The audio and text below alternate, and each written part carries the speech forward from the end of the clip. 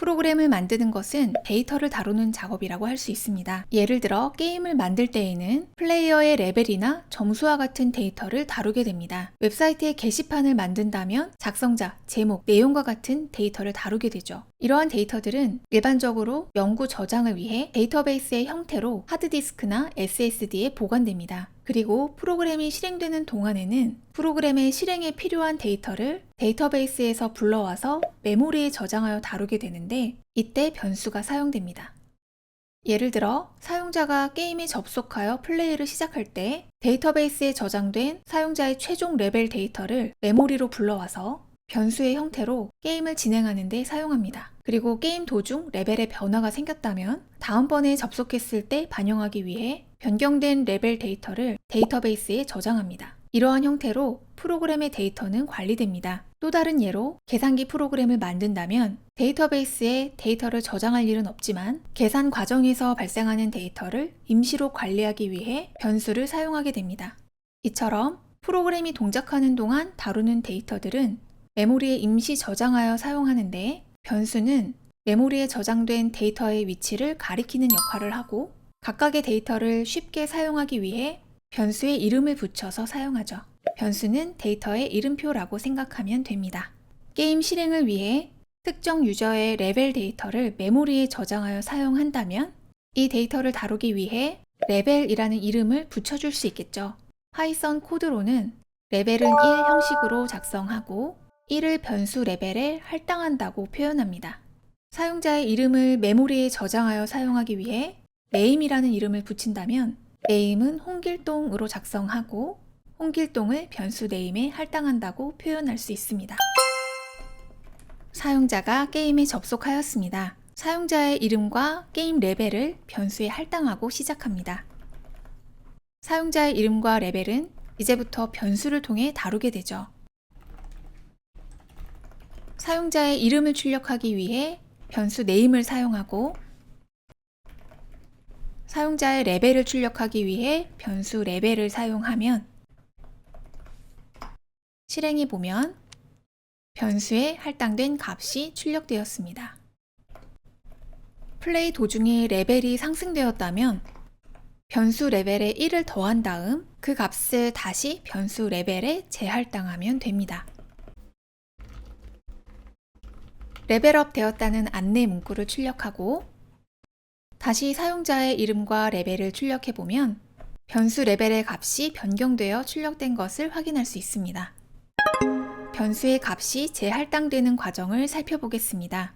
변수 레벨에 1이 할당되어 있는 상태에서 변수 레벨의 값에 1을 더하고 그 결과를 변수 레벨에 재할당하게 되면 새로운 값이 메모리의 다른 주소에 저장되고 변수 레벨이 가리키고 있던 기존의 연결은 끊어지고 새로운 값이 저장된 주소를 가리키게 됩니다. 그리고 기존 값은 더 이상 참조되지 않는 데이터가 되고 파이썬에서는 이러한 데이터를 찾아서 자동으로 정리해 줍니다. 이처럼 변수의 데이터를 재할당하게 되면 최종적으로 할당된 값만 변수가 가리키게 됩니다. 변수명을 짓는 데에는 규칙이 있는데요. 필수 규칙, 주의사항, 관행 세 가지 측면에서 살펴보겠습니다. 먼저 필수 규칙으로 위반 시 바로 에러가 발생하는 부분입니다. 첫째, 변수 이름은 알파벳, 숫자, 언더스코어만으로 구성할 수 있습니다. 한글도 변수명으로 사용할 수는 있지만 권장하지는 않습니다. 둘째, 변수명의 첫 글자는 알파벳이나 언더스코어로 시작해야 합니다. 셋째, 파이썬 문법에서 사용하는 예약어는 변수명으로 사용할 수 없습니다.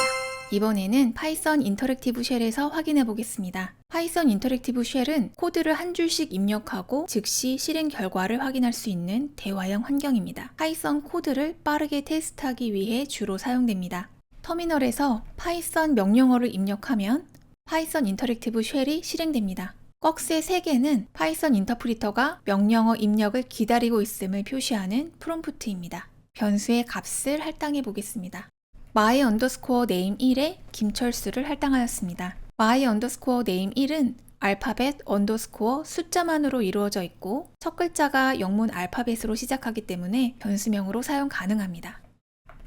my-1은 사용할 수 없습니다. 바로 에러가 발생했습니다. my와 name 1에 띄어쓰기를 해도 바로 에러가 발생했죠. 1 my name도 변수명으로 사용할 수 없습니다. 첫 글자에는 숫자가 올 수 없기 때문이죠. if를 변수명으로 사용하려고 시도하니 에러가 발생했습니다. if는 파이썬 문법에서 사용되는 예약어이기 때문에 변수명으로 사용할 수 없습니다. 참고로 파이썬 문법에서 사용하는 예약어는 키워드 모듈의 KW 리스트를 통해 확인할 수 있습니다. 파이썬 인터랙티브 쉘에서 빠져나가기 위해서는 명령어 quit을 사용하면 됩니다. 그리고 터미널 창을 깨끗하게 지우기 위해서는 cls라는 명령어를 사용하면 됩니다. 데이터를 할당하는 시점에는 에러가 발생하지 않지만 이후에 잠재적 문제를 발생시킬 수 있기 때문에 주의해야 할 사항입니다. 첫째, 변수명은 대문자와 소문자를 구분합니다. 둘째, 함수명을 변수명으로 사용하지 않도록 주의합니다. 이번에도 파이썬 인터랙티브 쉘에서 확인해 보겠습니다. myName이라는 두 변수를 대소문자를 달리하여 각각 다른 값을 할당한 다음 출력해 보면 두 변수는 서로 다른 변수라는 것을 확인할 수 있습니다. 실수로 대소문자를 잘못 쓰는 경우 두 개의 변수가 만들어져서 데이터 관리에 문제가 생길 수 있습니다. 이번에는 함수명을 변수명으로 사용해 보겠습니다. 우리가 자주 사용하는 프린트 함수의 이름을 변수로 사용하면 값을 할당하는 시점에는 아무런 문제가 발생하지 않습니다. 하지만 그 후에 프린트 함수를 사용하려고 하면 더 이상 함수를 사용할 수 없게 됩니다. 프린트는 함수의 이름입니다. 파이썬에서 변수와 함수의 이름은 함께 관리되기 때문에 프린트라는 이름을 변수명으로 사용하게 되면 더 이상 원래의 함수를 찾을 수 없게 되는 것입니다.